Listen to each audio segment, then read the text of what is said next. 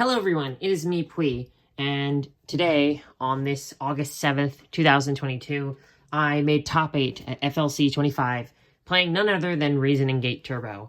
So, if you saw my last video, which I highly recommend you go do, you'll see that I had kind of been wondering where this deck went in the meta.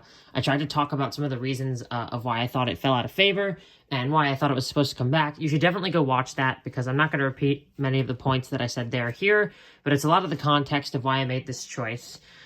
In doing a bunch of research for that video, I got a little obsessed, and I ended up finding the most competitive players of Reasoning Gate that I could find. Mainly Zach Bivens and Mangoes Really Suck, otherwise known as Austin. So big thanks to them for the work they've been doing. I don't think I would have been able to figure out a lot of what I did without them. Of course, thank you to Alefia too. He was one of the best Reasoning Gate players we have around from last year, and I took a lot of their list as influence when I built what I built. So I'm going to just show off the list here. I'm going to talk about some of the reasons I made the decision that I forgot to talk about in that video, and then I'm also going to talk a bit about my run. Be sure to subscribe if you want more deck techs, if you want more GOAT format content, if you're interested in hearing about my run itself, seeing some of the replays from that run, maybe some analysis. Be sure to subscribe, let me know in the comments that you want that, leave a like on this video. Anything to let me know that you want more Reasoning Gate will be appreciated. I've got a giveaway coming up at 400 subs. Last time I topped with the deck, it was zombies. I said I would do it at 300. I decided on doing 400 instead, but it is coming. I did not forget. So giveaway at 400, going up to 500. Want to get those sweet, sweet community posts. But without further ado, let's look at the deck. We are going to start off with, of course, Blackluster Soldier and 3 Chaos Sorcerers. Almost went down to 2 Chaos Sorcerer. Didn't need to. It was fine at 3. We have, of course, 1 Dark Magician of Chaos. I don't think I would ever see any sort of Reasoning Gate deck of any kind ever playing anything without this card. It's just very good. I'm playing 2 Sacred Crane, not 3. 3 is too many. You only want to play 2 4s. People call 4 pretty commonly still. These days, at least in the online meta, everyone's calling 4 or 8. If they think you're on Steingate in particular, they may call 2, but 4 or 8. So you still don't want too many 4s. You just want this. I am indeed playing the Air Knight Parshath. I am, of course, playing Jinzo. And then I have this Yamada Dragon here, but this is supposed to be Fusilier Dragon, the dual mode beast.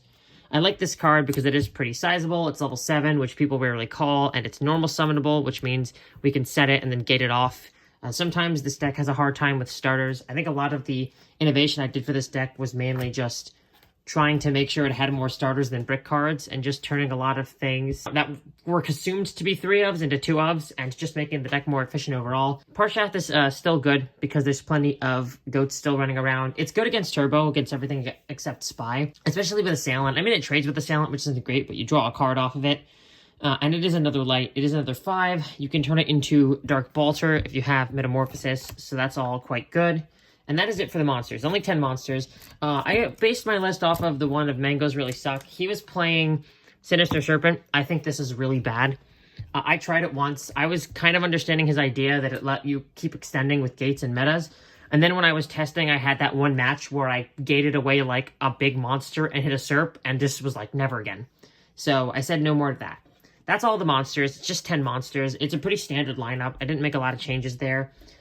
For people who were trying to do something a little more slimmed down than that, I think that one of the main things I learned, and one of the main things that most Reasoning Gate players who have seen success have talked about the most, is this is not really like an FTK deck. It definitely tries to OTK or do like really big damage pushes, but if you play it a lot slower and try to set things up, it works a little better. So some things that like slow down the pace a bit are actually quite good. For example, Parshath, I wouldn't play it in the FTK deck, but here it actually works quite nicely because you get to draw a card. They kind of have to answer it, and it will open them up to other stuff in the future. Same thing with Fusilier, which is like a big body and can eventually turn into chaos. But having like a decent amount of monsters too also will make your reasoning calls better. Because again, calling 4 or 8. So if you're just playing, you know, Crane and Demok and maybe like just Jinzo, unless they hit the Jinzo, you're probably going to not get your reasonings off as often. Whereas I think I missed reasoning very few times today. Now, moving on to the spells. Pot of Greed, Graceful Charity, and Delinquent Duo. We are playing Delinquent Duo in Gate. Kind of crazy. I think this is garbage, or thought this was garbage. Every time I was on the ladder and I saw some Reasoning Gate noob and they duoed me, I was like, why are you playing Duo in Gate? It's supposed to be an OTK deck. Try to focus. But again, this deck is actually trying to be a little more slow and drawn out than I realized. Not exactly a control deck, but maybe like a combo control deck. Just that it's trying to hold the game off until it's ready to make big pushes and does stuff incrementally. And Delinquent Duo was good in that situation. In any situation where you're not trying to just use every single card to kill them, Duo is fine. So my teammate suggested I use Duo last second in the day, and I agreed, and that card ended up being quite helpful. Of course, we are playing 3 Reasoning, 3 Monster Gate. Don't really have to explain these ones. If you have any understanding of how this deck works, then you know what those are for. And then I have these 2 Book of Tayus. They're supposed to be Dimension Fusions, but, you know, I can't afford Dimension Fusion. So, only 2, not 3. This is one of the cards that I cut down on because it just wasn't necessary to have 3. You do really want one to win the game. Generally, this card is most powerful when you already have DMOC. And if you have DMOC and it's in the graveyard, you just get it anyway. So you don't need to have one before then. Unless you're, like, really attached to having these, you know, Gate and Reasoning free chaos into Dimension Fusion like DFT Jug Band plays, but they're not useful. And what ends up happening instead is this card helps you brick. So, went down to 2. Next up, 3 Scapegoats and only 2 Metamorphosis. Very similar to the Dimension Fusion. This card is a very useful tool to have when you're trying to go off. And it's a very useful tool to go with the goats because it lets you make Thousand-Eyes Restrict. And Thousand-Eyes Restrict really helps you control the pacing of the game, remove problem monsters both face down and face up, which is great. However, it's a brick. If you draw it on its own, it doesn't do anything. People play 3, especially when they're playing their Fusilier Dragon and all these, you know, 5s and 6s, because it can make other monsters, and it's very versatile. Austin talked about how he really liked the versatility of all the fusion monsters you can make with meta, which I agree with, but this card is still a brick, and so that's a 2 of. Every time you want to use it, you have to have a monster. If you're drawing this instead of a monster, you're having a bad time. Heavy Storm, only 2 Trunade. Then I have 2 Upstart Goblins for deck thinning. When I've played Gate in the past, especially when I play Steingate, I've played 3 Jar of Greed. In the right meta, I would love to play Jar of Greed again, because I think just getting to draw a bunch of cards and do all this faster is great, and it would be a great replacement for all of these, you know, 3rd copies of cards I don't want. Dust Tornado just is really common right now, so I decided to avoid doing that in the main, because I knew I would get Dust Tornadoed before people cut them out on the side. And then we have a bunch of miscellaneous extra tools for helping us kill. Snatch, obviously, just puts a monster in our side, we can use it with Gate. Brain Control is like a cheapo Snatch. Brain Control is something I haven't seen in every Reasoning Gate deck, but is absolutely essential and really, really useful to have in this deck because it's just more Snatch Steal, and more Snatch Steal is good. I do play the Monster Reincarnation to help us get back Chaos Monsters. It's very good when you have all 4 of them, and it really lets you set some stuff up. It's not essential, but I liked it. Lightning Vortex is essential. There's just enough Scapegoats for it to be essential.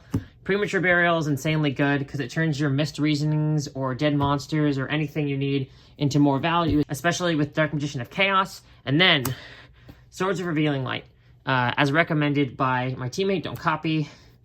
So Swords is quite good and is what I replaced the 3rd copy of Dimension Fusion with, because theoretically, Swords can kind of be like a draw 3 in a deck that uses a draw 3 a lot better than your opponent, and you can attack through it. So this would let me get to what I needed a bit faster, and the field was very full of warriors today, and I knew the field was going to be full of warriors today, so I designed this thing to be a little bit of an extra good matchup against warriors in particular, so I wanted the extra swords. Deck is playing 3 traps. We have Ring of Destruction. It's efficient removal. It is efficient damage extension. Call of the Haunted is very similar to your Premature Burial, so you want more revival effects as much as you can get in goats. And then I am playing that one random Regeki break that I saw on Alefia's list. Mangoes really suck, or Austin was originally playing 3 of them. He went down to 1. I didn't use this card much today, but I'm not saying it's bad. I only had 1 chance to use it. There was also one moment where if I had it instead of what I sided in for it, it would have won me that game.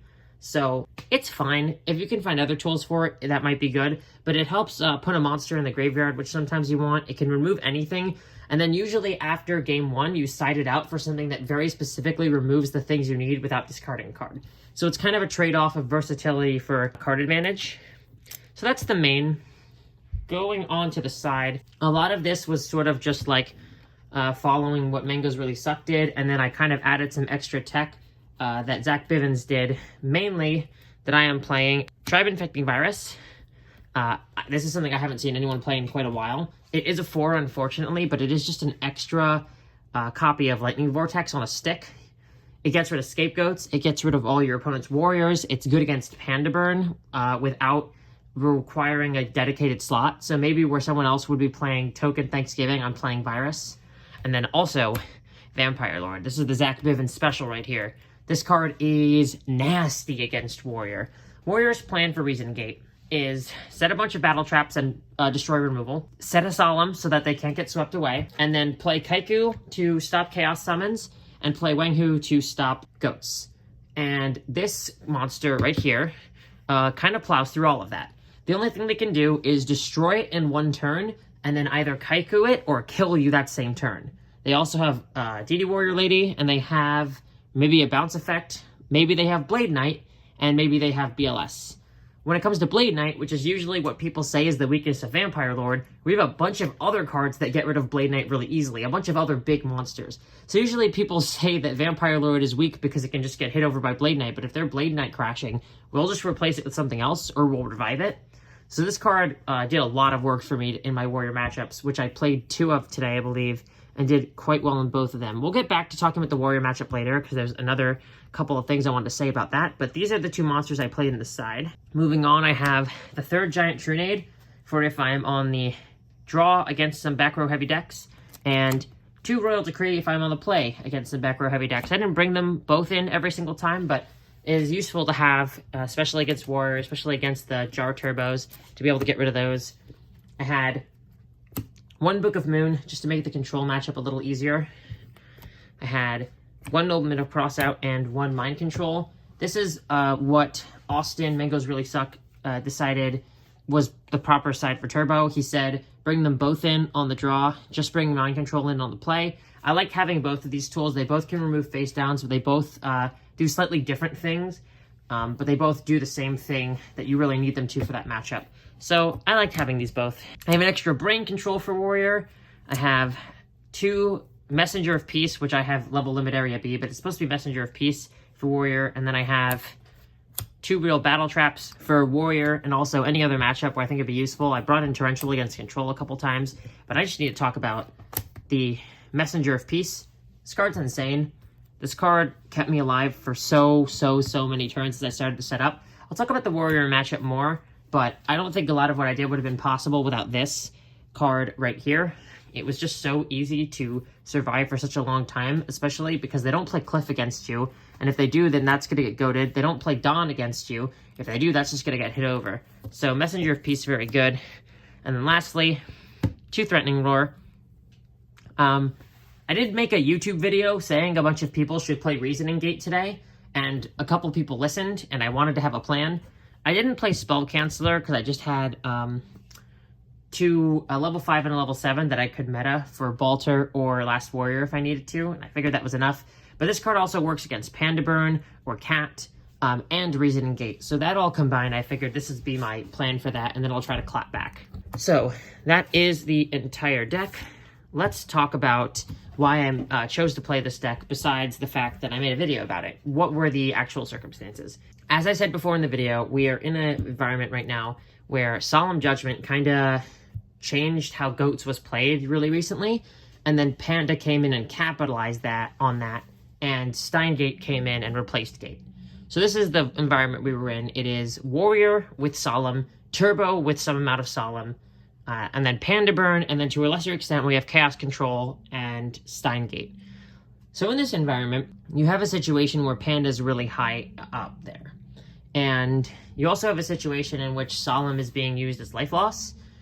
So a faster Gate deck doesn't really make sense, because a well-placed Solemn is going to block your entire turn, versus a well-placed Solemn here, you can potentially just hold off, and you've dealt 4,000 damage, you'll deal together 4,000 later. Much more importantly, however, Reasoning Gate destroys Panda Burn. People don't even realize this because Reasoning Gate is so uncommon versus Steingate. Everyone's played against Reasoning Gate on the DB ladder, and some Burn players have played that matchup and they've gotten like appropriately destroyed, and they're like, alright, that was just some random noob. Reasoning Gate is a sack deck.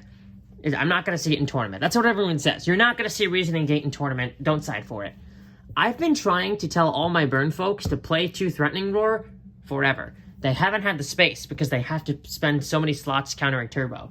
But I knew for a fact that most of the burn players weren't going to play Roar. I knew for a fact most people weren't going to side for this matchup at all. I even made a video telling everyone I was playing this deck and that other people would play the deck. And some people sided accordingly. It wasn't enough. People found out today that Karibo isn't very, very good against this deck because similar to Roar, and similar to Solemn even, you just hold off and you do another turn. Someone tried to do Jowgen against me. I'll admit I was a little lucky there, but this deck has more removal for a Jowgen than Steingate, I'd say. So, good Panda Bird matchup. People are used to just having to stop this deck for 1 turn and that being enough, and that's not the case here. Another thing that happened is that recently Ghost Rider 15 and then Alvarado both topped with a Turbo Warrior list, they're calling it. It's Upstart Goblin and it's also Jar of Greed. And what this does is it puts 3 sets in your deck that don't protect you from Reasoning Gate, which means there's a higher likelihood that early in the game I can make some very big plays uninterrupted. So where before they would be playing, I don't know, probably extra copies of Disruption or extra Warriors or something, they're now playing just a card that next turn will give them advantage. Whereas sometimes you need it this turn as I'm trying to kill you. Additionally, knowing that the Warrior matchup was so heavy today, I got to do a lot to side against it. So looking at my Warrior matchup, what I have? I had both the Messengers, Torrential, I had the extra Brain Control, I had Giant Trunade if I was on the draw, 2 Royal Decree if I was on the play, Vampire Lord, and if I wanted a Virus. That is 10 potential cards to play for 1 matchup that I could totally afford to do because I only needed 2 cards for Turbo and like 2 cards for Reasoning Gate, 1 card for Control, because those matchups, they're just so unprepared for me right now that I could do all that against Warrior.